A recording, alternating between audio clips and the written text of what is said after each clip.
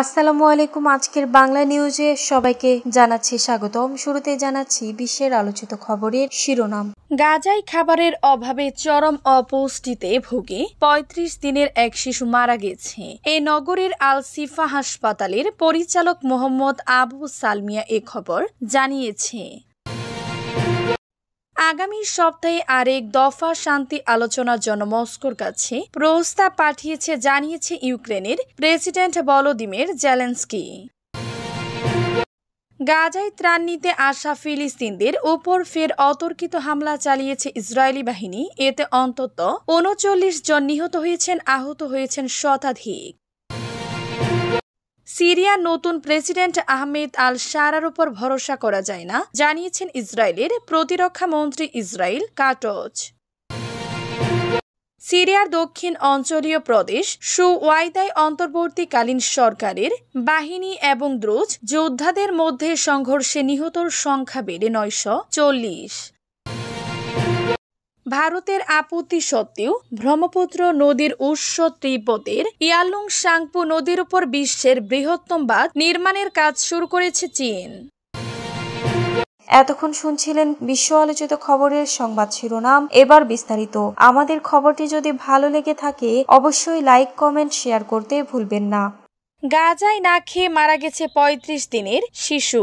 গাজায় খাবারের অভাবে চরম অপুষ্টিতে ভুগে ৩৫ দিনের এক শিশু মারা গেছে। এ নগরীর আলসিফা হাসপাতালের পরিচালক মোহাম্মদ আবু সালমিয়া এ খবর জানিয়ে বলেন, হাসপাতালটিতে গতকাল শনিবার ওই শিশু ছাড়াও আরেকজন অনাহারে মারা গেছেন। এদিকে ইসরায়েলি সেনাবাহিনী গাজা উপত্যকায় হামলা অব্যাহত রেখেছে। চিকিৎসা সূত্র বলেছে, গতকাল ভোর থেকে গাজা জুড়ে ইসরায়েলের হামলায় অন্তত ১১৬ জন নিহত হয়েছেন। তাদের মধ্যে ৩৮ জন গাজা হিউম্যানিটারিয়ান ফাউন্ডেশন জিএইচএফ পরিচালিত ত্রাণ কেন্দ্র থেকে খাবার সংগ্রহের চেষ্টা করতে গিয়ে গুলিবিদ্ধ হয়ে মারা গেছেন। এসব ঘটনা এমন সময়ে ঘটেছে যখন গাজা স্বাস্থ্য মন্ত্রণালয় সতর্ক করে বলেছে, গাজার হাসপাতালের জরুরি বিভাগগুলোয় চরম অনাহারে মৃত্যুর মুখে চলে যাওয়া মানুষের ভিড় উপচে পড়েছে। এমন অবস্থা আগে কখনো দেখা যায়নি। কর্মকর্তারা বলেছেন, গাজায় প্রায় ১৭,০০০ শিশু তীব্র অপুষ্টিতে ভুগছে। রাশিয়ার সঙ্গে নতুন শান্তি আলোচনার প্রস্তাব জেলেনস্কির। ইউক্রেনের প্রেসিডেন্ট ভলোদিমির জেলেনস্কি বলেছেন, আগামী সপ্তাহে আরেক দফা শান্তি আলোচনার জন্য মস্কোর কাছে প্রস্তাব পাঠিয়েছি। শনিবার ১৯ জুলাই সন্ধ্যায় জাতির উদ্দেশ্যে দেয়া ভাষণে একথা বলেন জেলেনস্কি। দেশটিতে রুশ বাহিনীর একাধিক হামলায় প্রাণহানির কয়েক ঘন্টার মধ্যে এই প্রস্তাব দেন জেলেনস্কি।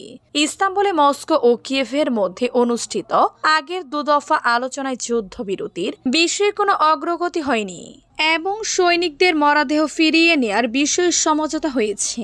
জেলেনস্কি তার ভাষণে বলেন, ইউক্রেনের জাতীয় নিরাপত্তা ও প্রতিরক্ষা কাউন্সিলের প্রধান উমিরভ রাশিয়ার কাছে পরবর্তী বৈঠকের প্রস্তাব পাঠিয়েছেন, তবে বিস্তারিত কিছু জানাননি। তিনি আরও বলেন, আলোচনার গতি বাড়াতে হবে। গাজায় ত্রাণ কেন্দ্রের কাছে ইসরায়েলের অতর্কিত হামলা, নিহত ৩৯। গাজায় ত্রাণ নিতে আসা ফিলিস্তিনদের উপর ফের অতর্কিত হামলা চালিয়েছে ইসরায়েলি বাহিনী। এতে অন্তত ৩৯ জন নিহত হয়েছেন। শনিবার ১৯ জুলাই দুটি ত্রাণ কেন্দ্রের কাছে ঘটনাটি ঘটিয়েছে বলে গাজার বেসামরিক প্রতিরক্ষা সংস্থার মুখপাত্র মাহমুদ বাশাল জানান। গাজার খান ইউনিসের দক্ষিণ পশ্চিম ও রাফার উত্তর পশ্চিম অঞ্চলে অবস্থিত দুটি ত্রাণ বিতরণ কেন্দ্রের কাছে হতাহতের এই ঘটনা ঘটে। তিনি বলেন, ইসরায়েলি বাহিনীর গুলিতে এসব মানুষ প্রাণ হারান। গাজায় ত্রাণের অপেক্ষায় থাকা ফিলিস্তিনদের লক্ষ্য করে ইসরায়েলি হামলা এখন নিয়মিত ঘটনা হয়ে দাঁড়িয়েছে। গাজা কর্তৃপক্ষ এসব ঘটনার জন্য বরাবরই ইসরায়েলি বাহিনীকে দায়ী করে আসছে।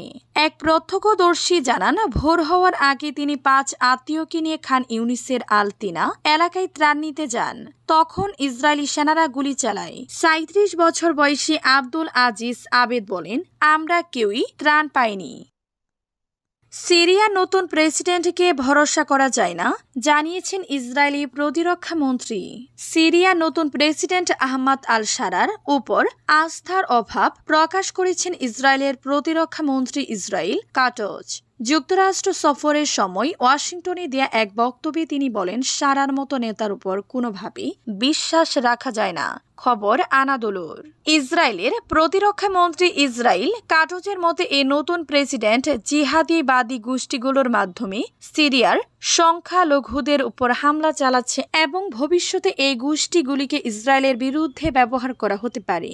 শনিবার 19 জুলাই মার্কিন সিনেটর টেড ক্রুজের সঙ্গে এক বৈঠকে কাটজ বলেন, আমি হাফেজ আল আসাদকে বিশ্বাস করিনি, তার ছেলে বাশার আল আসাদকেও না, এখন সারাকে তো আরও নয়। তিনি সিরিয়া দ্রুজ সম্প্রদায় সংখ্যালঘুদের উপর আক্রমণের জন্য জিহাদি গোষ্ঠী ব্যবহার করেছেন এবং ভবিষ্যতে এই গোষ্ঠীগুলো গোলান মালভূমির ইসরায়েলি বসতিগুলোর উপর হামলা চালাতে পারে। ইসরায়েলি সংবাদ মাধ্যম দ্য জেরুজালেম পোস্টে প্রতিরক্ষা মন্ত্রীর এই বক্তব্য প্রকাশ করেছে। এতে আরো বলা হয়, আমরা শুধু ঈশ্বর এবং আইডিএফ ইসরায়েলি প্রতিরক্ষা বাহিনীর উপরই ভরসা করি, কারণ তারাই আমাদের রাষ্ট্রকে সুরক্ষা দেয়, বলেন কাটজ। সিরিয়ার সুওয়াইদায় সংঘাতে নিহতর সংখ্যা বেড়ে 940। সিরিয়ার দক্ষিণ অঞ্চলীয় প্রদেশ সুওয়াইদায় অন্তর্বর্তীকালীন সরকারের বাহিনী এবং দ্রুজ যোদ্ধাদের মধ্যে সংঘর্ষে প্রায় 940 জন নিহত হয়েছেন। অ্যারাবিয়া মেডিকেল সূত্রের বরাত দিয়ে স্কাই নিউজ এই খবর জানিয়েছে। পরবর্তী প্রতিবেদনে নিহতর সংখ্যা 718 জন বলে জানানো হয়েছিল। প্রতিবেদনে বলা হয়েছে 13 জুলাই থেকে চলমান সহিংসতায় নিহতর মধ্যে 262 জন স্থানীয় আরব বেদুইন রয়েছেন, যাদের মধ্যে নারী ও শিশু আছে। এছাড়া দ্রুজ গোষ্ঠীগুলো 326 জন সদস্যকে হারিয়েছে আর সরকারি সেনা 312 জন নিহত হয়েছে। এছাড়া সরকারপন্থী আরব উপজাতিদের আধা সামরিক ইউনিটগুলো 21 জন যোদ্ধাকে হারিয়েছে এবং 19 জন অভ্যন্তরীণ নিরাপত্তা কর্মকর্তা ইসরায়েলি বিমান হামলায় নিহত হয়েছে।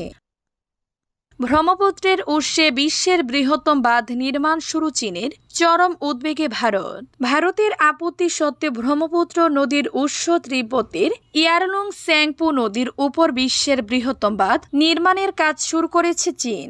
শনিবার তিব্বতে নদীটির উপর নির্মিত বিশাল জলবিদ্যুৎ প্রকল্পের আনুষ্ঠানিক উদ্বোধন করেন দেশটির প্রধানমন্ত্রী লি কিয়াং। সংবাদ মাধ্যমের প্রতিবেদনে বলা হয়, ইয়াংলুং স্যাংপু নদীতে জলবিদ্যুৎ বাঁধ নির্মাণের পরিকল্পনার কথা জানায় চীন। এরপর গত বছরের ডিসেম্বরে এই প্রকল্পের অনুমোদন দেয় বেইজিং। নদীটি তিব্বতে ইয়ারলুং স্যাংপু নামে পরিচিত এবং ভারত ও বাংলাদেশে এটি ব্রহ্মপুত্র নামে পরিচিত। চীন এই প্রকল্পকে তাদের জিরো কার্বন লক্ষ্যমাত্রা এবং তিব্বত অঞ্চলের অর্থনৈতিক উন্নয়নের সঙ্গে যুক্ত করেছে। চীনের রাষ্ট্রায়ত্ত সংবাদ সংস্থা সিনহুয়ার তথ্য মতে প্রকল্পটি মূলত দেশটির কার্বন নিরপেক্ষতা লক্ষ্যমাত্রা অর্জনের অংশ এবং তিব্বতের অর্থনৈতিক উন্নয়নের কৌশলের অন্যতম উপাদান।